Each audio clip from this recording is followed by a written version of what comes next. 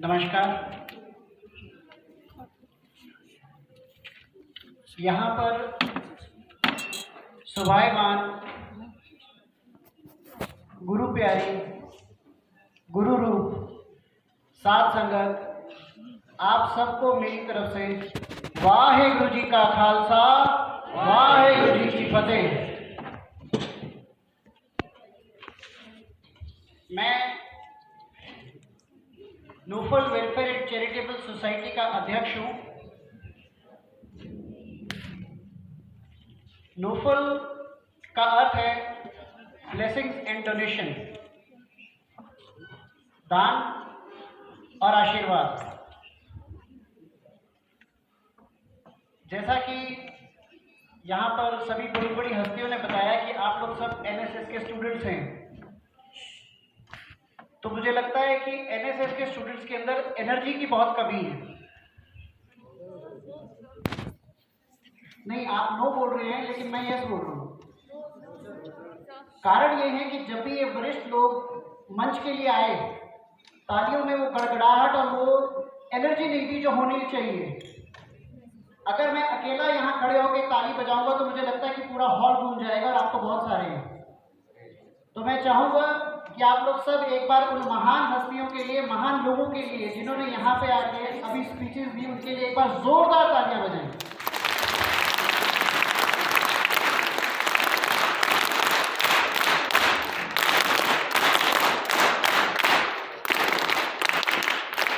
बहुत बढ़िया। मुझे ये ज़्यादा अच्छा तब लगता है जब ये तालियां मनमोहन जी के लिए बजती, क्योंकि ये एक कलाकार है और इन्होंने एक धरोहर को संभाल के रखा है। तो मैं आप लोगों से रिक्वेस्ट करूंगा कि एक बार स्पेशल इनके अकेले के लिए तालियां बजाएं।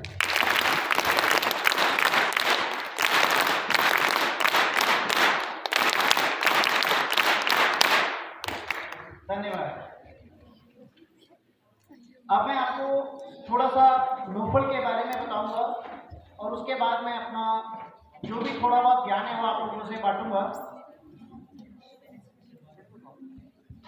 नोफल संस्था चैरिटी के लिए, समाज के लिए काम करती है और इसमें मैं सिर्फ आप लोगों के सामने एक चेहरा हूं, लेकिन मेरे साथ लाखों लोगों की दुआएं, हजारों हाथ और सैकड़ों लोग हैं जो इस संस्था में मेरे साथ जुड़े हुए हैं। मैं अपनी बात की शुरुआत करूंगा धर्म से। धर्म क्या है? धर्म गुरुद्वारा है, धर्म मस्जिद है, धर्म मंदिर है या धर्म चर्च है? क्या धर्म हिंदू है? क्या धर्म सिख है? क्या धर्म मुस्लिम है? क्या धर्म ईसाई है? आप में से मुझे कोई बताएगा कि धर्म क्या है?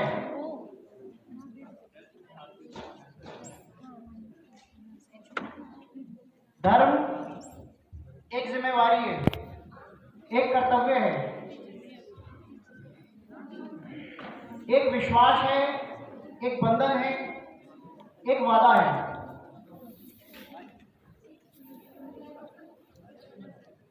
धर्म हम सब करते हैं। पिता पुत्र के साथ, पुत्र पिता के साथ, माँ बेटे के साथ, बेटा माँ के साथ, पति पत्नी के साथ, पत्नी पति के साथ, सास बहू के साथ, बहू सास के साथ, माँ बेटी के साथ, बेटी माँ के साथ, ऐसे काफी उदाहरण हैं। लेकिन हम इस धर्म को कितनी अच्छी तरह से निभाते हैं, कितना सही निभाते हैं, ये सिर्फ हम लोग जानते हैं, हमारी आत्मा जानती है। उदाहरण के तौर पे पेड़ का धर्म है छांव देना। पेड़ कभी नहीं देखता कि मैं छांव दे रहा हूं तो किसी हिंदू को दे रहा हूं, मुस्लिम को दे रहा हूं, सिख को दे रहा हूं, ईसाई को दे रहा हूं। वो सिर्फ एक ही धर्म निभाता है, उसका धर्म है छाया देना। उसके बाद नदी। नदी का धर्म है पानी पिलाना। ऐसा एक उदाहरण मैं आपके साथ शेयर करूंगा। एक साधु थे, वो नदी किनारे नहाने गए। उन्होंने बिच्छू को देखा, वो पानी में डूब रहा था। बिच्छू को पकड़ा, बाहर की ओर लेकर आए। हल्की सी उनकी पकड़ कम पड़ी, बिच्छू ने उन्हें डंक मार लिया और वो फिर पानी में चला गया। साधु वापस गए, बिच्छू को उठाया, वापस लेकर आए, उसने फिर डंक मारा। साधु धीरे धीरे कमजोर पड़ने लगे। तो मेरे जैसे एक अज्ञान ने जाके उनको पूछा कि बाबा जी, जब ये आपको बार बार डंक मार रहा है तो आप क्यों इसके साथ इसको वापस लेकर आ रहे हैं? तो उन्होंने उत्तर दिया कि मैं इसको वापस इसलिए ला रहा हूं क्योंकि ये मेरा धर्म है। व्यक्ति बोला कि ये डंक मार रहा है, बोले वो इसका धर्म है। कहने का तात्पर्य ये है कि सामने वाला हमारे साथ कुछ भी करे, अच्छा करे, बुरा करे, हमारा जो फर्ज और हमारा जो धर्म है वो हमारी जगह पे सही होना चाहिए। हम लोग कई बार बात करते हैं नेशन फर्स्ट मी लास्ट, लेकिन हम इस पे कितना खरा उतरते हैं इसको जानने की जरूरत है। जब हम नेशन की बात करेंगे तो हम राष्ट्र की बात करते हैं। मुझे याद है कि जब अब्दुल कलाम जी राष्ट्रपति बने थे तो पत्रकारों ने उनसे पूछा था कि आप देश के लिए क्या करेंगे। तो उन्होंने कहा था कि मैं देश को स्पिरिचुअल बनाऊंगा और नेशनलिस्ट बनाऊंगा, आध्यात्मिक और राष्ट्रवादी। हम सब किसी न किसी धर्म, किसी न किसी रिलीजन से जुड़े हुए हैं, लेकिन जो असली धर्म है हमारा समाज के लिए, समाज के प्रति, वो हम भूल जाते हैं। ऐसा ही एक उदाहरण मैं आपको राष्ट्रवादी का दूंगा, गुरु गोविंद साहिब जी का। आप में से सबने गुरु गोविंद साहिब जी के बारे में पढ़ा और सुना होगा। कितने लोग हैं जिन्होंने पढ़ा और सुना है? मुझे लगता है बहुत सारे लोग मेरी बात सुन ही नहीं रहे हैं। नहीं तो गुरु गोविंद साहिब के बारे में तो बच्चा बच्चा जानता है। गुरु गोविंद साहिब जी सिख पंथ के, नॉट धर्म के, सिख पंथ के 10वें गुरु थे और 9 वर्ष की आयु में इन्होंने अपने पिता गुरु तेग बहादुर को प्राण त्यागने के लिए या अपना बलिदान देने के लिए आग्रह किया था। जब गुरु गोविंद साहिब महाराज जी 9 साल के थे, औरंगजेब ने हिंदू कम्युनिटी को मुस्लिम कन्वर्जन में स्टार्ट कर दिया था। तब कश्मीरी पंडित कश्मीर से अनंतपुर साहिब की धरती पे आए और उन्होंने गुरु तेग बहादुर साहिब महाराज से विनती करी कि गुरु साहब, औरंगजेब हम सबको मुसलमान बनाना चाहता है, इसको कैसे रोका जाए। तो गुरु गोविंद साहिब महाराज जी वहां खड़े थे, तो उन्होंने कहा कि इसके लिए तो किसी महापुरुष को बलिदान देना होगा। गुरु तेग बहादुर साहिब महाराज जी ने कहा कि आप एक बलिदानी ढूंढिए और उसको बलिदान करने के लिए कहिए। 9 साल की उम्र में गुरु गोविंद साहिब महाराज जी ने अपने पिता श्री गुरु तेग बहादुर साहिब जी को बोला कि आपसे बड़ा बलिदानी कौन हो सकता है, आप जाएं और दिल्ली की धरती पर अपना बलिदान दें। यह है धर्म और राष्ट्र के लिए त्याग। गुरु तेग बहादुर साहिब अनंतपुर की धरती से चले, दिल्ली आए और औरंगजेब के सामने खड़े होकर कहा कि यदि मैं मुसलमान बन जाता हूं तो सब हिंदू मुसलमान बन जाएंगे। इस पर औरंगजेब ने काफी कोशिश करी, काफी मशक्कत करी, लेकिन वो उनको धर्म परिवर्तन नहीं करा पाया और आखिरकार उनको चांदनी चौक में अपना शीश नवाना पड़ा। यह है बलिदान और त्याग राष्ट्र के लिए। गुरु गोविंद साहब आगे चल के गुरु राय से गुरु गोविंद सिंह बने। उन्होंने खालसा पंथ की स्थापना की राष्ट्र के लिए, देश के लिए, हम सब की रक्षा के लिए। ऐसा ही एक उदाहरण है गुरु नानक देव जी का। गुरु नानक देव जी को महंत कालो जी ने छोटी आयु के अंदर 20 रुपए देके कहा कि जाओ और इसका सच्चा सौदा करके आओ। वो बाजार गए, उन्होंने वहां एक साधुओं की टोली देखी जो काफी दिनों से भूखी प्यासी थी और उनको भूख लग रही थी। वो उनसे मिले, उनसे बातचीत की, उनके बारे में जाना और उनको उस 20 रुपए का उस जमाने के अंदर लंगर खिला दिया। जब पिताजी के पास घर आए, पिता ने पूछा कि बेटा 20 रुपए का क्या करके आया? बोले पिताजी मैं 10 रुपए का और 20 रुपए का दोनों का सच्चा सौदा करके आया हूं। बोले कैसे? बोले मैंने साधुओं की भूखी टोली को भोजन कराया। पिताजी उनके बहुत गुस्सा हुए, लेकिन वही 20 रुपए का लंगर आज ना सिर्फ पूरे हिंदुस्तान में, पूरे विश्व में करोड़ों रुपए का चल रहा है। मैं संत बाबा लाभ सिंह जी जो किला आनंदगढ़ साहिब में रहते थे, 2 साल पहले अकाल चलाना करके उनकी शरण में आया, उनके साथ आया और उन्हीं की प्रेरणा से हमने नोफल संस्था की स्थापना करी, लंगर और समाज के कार्यों में आए। जब भी मैं संत बाबा लाभ सिंह जी को दर्शन करता था या वहां देखता था, तो जो भी संगत उनके पास आती थी वो कभी किसी से ये नहीं पूछते थे कि तू किस धर्म का है।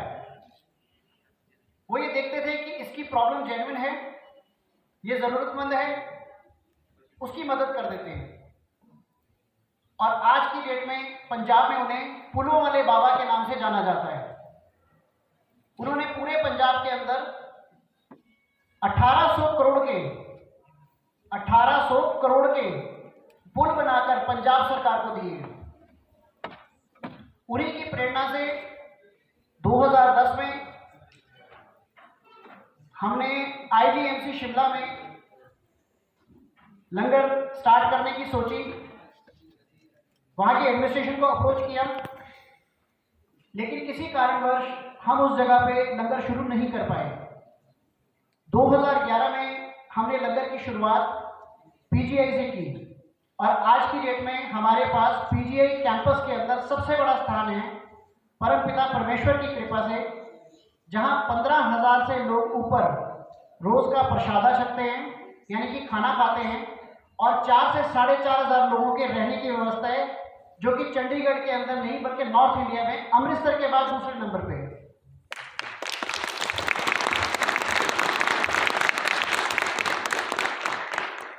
परमपिता परमेश्वर की कृपा से मैं खुद हिमाचल से हूँ, इसलिए मेरी इच्छा थी कि जिस लेवल पे हम लोग PGI में काम कर रहे हैं उसी लेवल को आगे हिमाचल लेके आए। बराबर हम निरंतर कोशिश करते रहे और 2019 में 16 सितंबर को हमारे को DDO हॉस्पिटल रिपन जिसको कहा जाता था, उसमें लंगर लगाने के लिए जगह मिली। जगह तो मिली बट लंगर बनाने की जगह नहीं मिली, सिर्फ बांटने की मिली। और आप लोग को जान के आश्चर्य होगा कि ना सिर्फ मैं तो सिर्फ एक चेहरा था, मेरे साथ पूरी टीम 2 महीने तक लंगर चंडीगढ़ से बराबर लाते रहे और DDO अस्पताल में हम लोग लगाते रहे, जो कि ये मेरी टीम के लिए और मेरे लिए बहुत बड़ा चैलेंज है। आप लोगों को सभी एक्सपीरियंसेस और ये बातें मैं इसलिए शेयर कर रहा हूँ क्योंकि आप लोग देश का भविष्य हैं। आप लोगों में एक जज्बा है राष्ट्र के लिए कुछ करने का, धर्म के लिए कुछ करने का, समाज के लिए कुछ करने का। तो इसलिए मैं आपको ये बता रहा हूं कि लगन नहीं छोड़नी कभी भी। और इस प्रयास को करते हुए हमारे को 19 नवंबर 2019 को किचन के लिए जगह मिली, जहां से हमने लंगर की शुरुआत करी। और हम डेली का लॉकडाउन से पहले तक 4 से 4,500 लोग रोज DDO हॉस्पिटल के अंदर हम लंगर का बर्तावा करते थे। और इसी लंगर के बर्तावा करते करते बहुत सी सारी सेवाएं थी जो हमने वहां पे शुरू की। क्योंकि जब हम समाज का काम करते हैं हम एक चीज सोच के चलते हैं, क्या करना है, लंगर कर रहे हैं, लेकिन उस समाज के काम को करते करते जो सेवाएं हमने स्टार्ट करी वो आपको बताना चाहूंगा। इस टाइम हिमाचल के अंदर, पूरे हिमाचल की मैं बात कर रहा हूं, 300 से ऊपर जरूरतमंद लड़कियों की हमारी संस्था शादी करा चुकी है और आने वाले समय में अप्रैल में 6 शादियां और कराने जा रही है। अभी तक मुझे नहीं लगता कि पूरे हिमाचल में किसी संस्था ने इतना बड़ा कार्य किया होगा। 2014 में आप सबने कश्मीर फ्लड का सुना होगा। इसी रोड की धरती पर मैंने एक मुस्लिम भाई से वादा किया था, मोहम्मद सलीम नाम था उसका। 2014 में मैं यहाँ आया, किसी बात से बात चली और मैंने उसको वादा दिया कि तुझे जब मेरी जरूरत होगी मैं तेरे साथ खड़ा होऊंगा। उस वादे को निभाने के लिए कश्मीर में जब फ्लड आया, ना सिर्फ उसके परिवार के बल्कि उसके पूरे गांव के लिए मैं लुधियाना से 2 ट्रक कंबल, खाने पीने की सामग्री और पूरा जो एक नए तरीके से लोग रह सके उसके लिए सामान लेकर गया।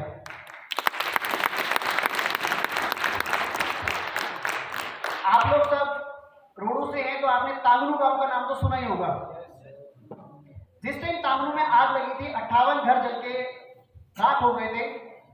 सरकार ने 10,000 रुपए प्रति घर जो थी वो हेल्प दी थी, मदद की थी।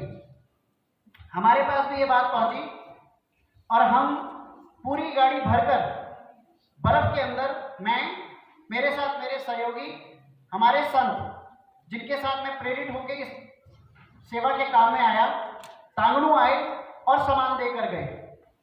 रोडू के कई स्थानीय लोगों ने बोला कि ये सामान यहाँ छोड़ दो।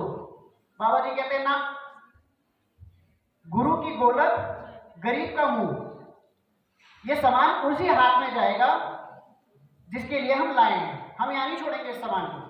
और हम यहाँ से ऊपर तांगनू गए और तांगनू जाके उन परिवारों को सामान, राशन, कपड़े, कंबल सब देकर आए। उसके बाद आग लगी 2017 पुजारली का भी सब लोगों ने सुना होगा। तो यहाँ आग लगी थी जुब्बल में। जितने घर जले थे उस टाइम वहां प्रधान थी वंदना जी। जितने घर जले थे, 6 या 7 थे उस टाइम पे, जहां तक मेरा ध्यान है, सबके लिए पूरा सामान, कपड़े, कंबल, बिस्तरे, किचन का सामान, खाने पीने की 6 से 7 महीने की सामग्री हम लोग पहुंचा कर गए। और उसके बाद ये सिलसिला रुका नहीं। आज की तारीख में शिमला के आसपास कहीं भी 250 से 300 किलोमीटर के अंदर आग लगती है, हमारी संस्था सबसे पहले वहां जाकर जरूरत के हिसाब से वहां सामान पहुंचा के आती है और ये सब ऑन रिकॉर्ड है हमारे पास। लंगर सेवा की बात करें तो इस टाइम हमारे पास पीजीआई, डीडीओ हॉस्पिटल शिमला और आईजीएमसी शिमला में लंगर चलते हैं, जिनकी स्ट्रेंथ पीजीआई की मैंने आपको बताई 15,000 है, डीडीओ की इस टाइम स्ट्रेंथ 800 से 900 है और आईजीएमसी की जो स्ट्रेंथ है वो 2,500 से 3,000 रोज की है। और हम लोग लंगर के अंदर सिर्फ दाल, रोटी, चावल, चपाती नहीं देते। कभी कभी पैसे ज़्यादा आ जाएं तो मटर पनीर, शाही पनीर, दाल मखनी, मलाई कोफ्ता, मंचूरियन, मिक्स वेज, इस जैसे बहुत सारी चीज़ें हैं जो हम देते हैं। और इसकी साक्षात जो हमारी विटनेस हैं वो डॉक्टर रितिका जी हैं, क्योंकि ये हमारे लंगर में विजिट कर चुकी हैं और ये देख के आई हैं कि हम लोग लंगर में क्या क्या बनाते हैं। महिलाओं के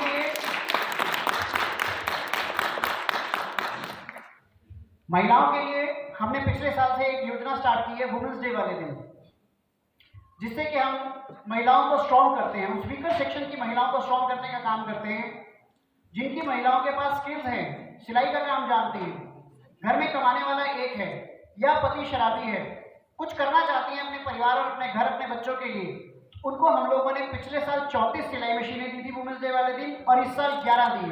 कोविड के कारण संख्या घट गई। अगर मैं चाइल्ड एजुकेशन की बात करूं तो 75% से ऊपर इस टाइम हमारे पास 32 लड़कियां हैं जिनके माँ बाप या तो मेड हैं या कई दिहाड़ीदार हैं, लेकिन बच्चे पढ़ने में इंटेलिजेंट हैं। हमने ऐसे 32 बच्चे 32 एडॉप्ट किए हैं जो कि पूरा हमारी संस्था उनकी पढ़ाई का खर्चा उठाएगी। अगर वो बच्चे डॉक्टर, एचएएस, आईएएस या किसी भी फील्ड में जाके पढ़ना चाहेंगे, वहां तक का पूरा खर्चा हमारी संस्था उठाएगी और उठा रही है।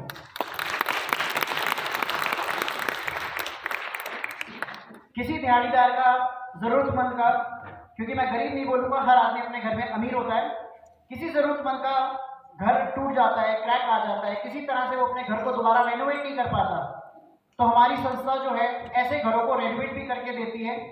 अभी तक हमारी संस्था 2 घरों को रेनोवेट करके दे चुकी है और 3 घर जो आग से क्षतिग्रस्त हुए थे उनको बनाकर नए सिरे से पूरा का पूरा दे चुकी है। जिसका अभी रिसेंटली उदाहरण है शिलान बाग है, चैल कोटी रोड पे शिमला में, वहां पे हमने घर पूरा बना के दिया है। महिलाओं के जो म्यूजिक मंडल होते हैं, जिसको महिला मंडल बोलते हैं गांव में, उनके लिए हमने म्यूजिक इक्विपमेंट्स दिए ताकि वो कोई सिमरन का, कोई साधना का या कोई भी कल्चरल कार्यक्रम कर सकें। 150 परिवार प्लस हर महीने हमारी संस्था उनको राशन देती है और घर घर तक उनके राशन पहुंचा के भी आती है। बुजुर्ग चाहे अमीर हैं चाहे गरीब हैं, घर में अगर उनके कोई नहीं है, बच्चे अब्रॉड हैं, घर में बनाने, खाने और पकाने वाला कोई नहीं है, हमारी संस्था उनको घर जाकर खाना पहुंचाती है। और इस टाइम हमारे पास 18 ऐसे बुजुर्ग हैं जिनके घर में महिलाएं नहीं हैं, कुछ आर्थिक रूप से तंग हैं और कुछ अपना नहीं कर पाते, तो उनको हम लोग खाना पहुंचा रहे हैं। अगर मैं कोविड टाइम की बात करूं, जो कि सबसे ज़्यादा क्रूशियल टाइम रहा था, हम लोग बहुत थोड़े से चले, बहुत छोटी संस्था है हमारी, लेकिन फिर भी हमने एक प्रयास करा कि हम कुछ अच्छा कर पाए। आप लोगों में से कितने लोग रिज मैदान पे गए हैं? शिमला काफी लोग गए हैं। आपने वहां घोड़े भी जरूर देखे होंगे, देखे? गुड। तो 31 मार्च 2020 से 19 अगस्त 2020 तक घोड़े 17, घोड़े के मालिक 17, आगे उनके परिवार वाले, टोटल मिला के 85 लोग हमारी संस्था के साथ जुड़े रहे। घोड़ों का खाना, उनके परिवार का खाना, उनके बच्चों की फीसें, खाना पीना, रहना सहना सब हमारी संस्था द्वारा उठाया गया। जब घोड़े के मालिक मेरे पास 31 मार्च को आए तो हमारे जो संस्था का अकाउंट बैलेंस था वो काफी कम था। तो मैंने बाई चांस उनको पूछा, मैं कहा घोड़ा कितना खाता होगा? तो जब उसने डाइट बताई तो मैं कैलकुलेटिव हूँ थोड़ा सा, तो मैं कैलकुलेशंस पे आ गया कि हम पूरा कैसे करेंगे। एक घोड़ा दिन के अंदर 30 से 40 किलो खाता है। उसके लिए चोकर का इंतजाम करना, दाने का इंतजाम करना, तूड़ी का इंतजाम करना, गुड़ का इंतजाम करना हमारे लिए एक चैलेंज था। लेकिन फिर भी, जो कि मैंने आपको बताया कि मैं संत बाबा लाभ सिंह जी से प्रेरित हूँ, उन्हीं की कृपा से, उन्हीं की दया से, उन्हीं की छत्र छाया से ही ये संस्था चलती है। भले से वो इस संसार में नहीं है, लेकिन वो जहां पर भी होंगे ये दुआ जरूर देते होंगे कि लड़का बिल्कुल मेरे ही पैटर्न पे काम कर रहा है। मैंने उन घोड़े वालों को ना नहीं दी, और जैसे जैसे हम उनको सामान लेके देते गए, ये प्रभु ही जानता है कि उनके लिए पैसा कहाँ से आया, फंड कहाँ से आया और कैसे ये सब कुछ होता चला गया। और हमने इनको अगस्त महीने तक अपने साथ एडॉप्टेड रखा। ये सारे घोड़े, उनके मालिक, उनके बच्चे सब हमारे साथ जुड़े रहे। 2500 फैमिलीज से ऊपर हमने राशन का वितरण करा। और राशन ऐसे नहीं दिया कि आपको 2 किलो ले जाओ, 5 किलो ले जाओ, आधा किलो ले जाओ। अगर मोदी जी द्वारा लॉकडाउन 20 दिन का लगा तो हमने 20 दिन का पूरा राशन परिवार की गिनती और उसके किलो के हिसाब से दिया। जब तक लॉकडाउन रहा तब तक ये सारे परिवार हमसे जुड़े रहे और जहां तक हो सका हमने संभवतः इनकी पूरी मदद करी। 1100 साइड सोसाइटी के वर्कर्स को राशन प्लस सब्जियां हमारी संस्था द्वारा दी गई एज एन ऑनर। मेडल और तमके सब दे देते हैं, लेकिन एक ऑनर के रूप में हमने इनको दिया ताकि इनको ये याद रहे कि इन्होंने जो किया वो इनका एहसान भी था। और कोविड काल के अंदर घर घर जाके कूड़ा उठाना और डेंजरस अपने आप को रखना, ये काफ़ी बड़ी बात थी। गर्म कपड़े, हमारी संस्था हर साल ज़रूरतमंद लोगों को गर्म कपड़े, ब्लैंकेट्स, बिस्तरे, रजाइयाँ, छोटे बच्चों के कपड़े, ये सब प्रदान करती है। जब सरकार के हाथ खड़े हुए आप सबने न्यूज़ में सुना होगा कि खाने की क्वालिटी अच्छी नहीं जा रही, खाना अच्छा नहीं जा रहा, खाना सही नहीं बना रहे मेस वाले। ये सब आप में से मोस्टली लोगों ने सुना होगा। तब सरकार की रिक्वेस्ट पे हमारी संस्था ने 3 महीने तक लगातार आईजीएमसी हॉस्पिटल में कोविड पेशेंट्स को लंगर दिया और सुबह 5:30 बजे हम लोग लगते थे और रात के 8:30 बजे तक हम लोग लगे रहते थे, और ताकि कोविड पेशेंट्स को अच्छे से अच्छा खाना दे पाएं, अच्छे से अच्छी सुविधाएं दे पाएं। और इसी के कारण, या समझिए कि परमपिता परमेश्वर के कारण, उस टाइम के ऊपर कोविड पेशेंट्स के रिकवरी रेट में भी काफी फर्क पड़ा था। इसके अलावा हम लोग हर मंगलवार को आईजीएमसी शिमला या रिपन हॉस्पिटल शिमला, जो डॉक्टर्स दवाइयां लिखते हैं, जरूरतमंद लोगों को वो दवाइयां काउंटर्स पे नहीं मिलती, वो दवाइयां हम फ्री ऑफ कॉस्ट पेशेंट को लेकर देते हैं। इसके अलावा हम लोग अभी पिछले 2 महीने से हिमाचल की पहली ऐसी सराय बनी है जो कैंसर पेशेंट्स के लिए है और उनके अटेंडेंट्स के लिए, जो बिल्कुल फ्री ऑफ कॉस्ट है और इस टाइम आईजीएमसी हॉस्पिटल में चल रही है। हमारी संस्था ने हिमाचल की पहली हॉस्पिटल्स की रोटी बनाने की मशीन लगाई है, जिसकी कैपेसिटी 1200 रोटी प्लस है पर आवर रोटी बना के देने की, और आज की डेट के अंदर वो मशीन 5 से 6 हज़ार रोटियां रोज की बना रही है। आप खुद अंदाजा लगा सकते हैं कि 5-6 हज़ार रोटी अगर बन रही है तो कितने लोगों को लंगर बट रहा होगा। अभी हमने हाल ही में एक नई शुरुआत की है, वो शुरुआत की है प्रार्थना की। ग्रंथी से, पंडित से या किसी से भी बोले कि भाई प्रार्थना कर दो तो कोई ना कोई पैसे की एक्सपेक्टेशन रखता है। हमारी संस्था ने स्पेशल ग्रंथी रखे हैं सिर्फ अरदास करने के लिए, पेशेंट की सलामती के लिए, जो बिल्कुल फ्री ऑफ कॉस्ट है। इसके उपरांत अगर हमारे पास कोई भी सेवा आ जाती है जो हमारे अनएक्सपेक्टेड होती है, लेकिन हमें लगता है कि जेन्युइन है, हम लोग उसको भी कर देते हैं। आप लोगों से ये सारी बातें शेयर मैंने इसलिए करी क्योंकि आप इस फील्ड में हैं, आगे और अच्छा करना चाहते हैं। आप लोग जब भी कभी अपनी कोई एनजीओ बनाएं या किसी एनजीओ के साथ जुड़े, तो आप हमेशा एक चीज का ध्यान रखिए कि वो एनजीओ क्या प्रॉपर काम कर रही है, क्योंकि ये जानना बहुत जरूरी होता है। हम लोग जो एनजीओ चलाते हैं, हम अपने डोनर्स को अपने साथ इन्वॉल्व रखते हैं। आप पीछे कितने भी सालों में, अगर 3-4 साल 5 साल में जाएंगे, तो आप लोग कहीं भी ये नहीं देखेंगे कि मैंने कहीं किसी को ऑनर किया हो। मैं हमेशा अपने डोनर को इन्वॉल्व रखता हूँ। कारण है कि मेरे डोनर्स को पता होना चाहिए मैं क्या कर रहा हूँ, हमारी संस्था क्या कर रही है, और हमारे साथ रोज एक नया आदमी आगे जुड़ता है।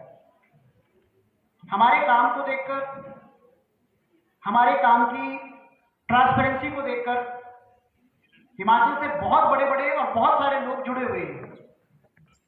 अगर आप लोगों में से कोई भी हमारी संस्था के साथ जुड़ना चाहता है तो उसका स्वागत है, आप लोग वेलकम हैं। और कॉलेज का भी मैं धन्यवाद करता हूं जिन्होंने मुझे आज यहां आकर बोलने का मौका दिया। कॉलेज अथॉरिटी कुछ सोशल वर्क जो है वो चाहती है करना, हमारी तरफ से पूरी हाँ है उनको।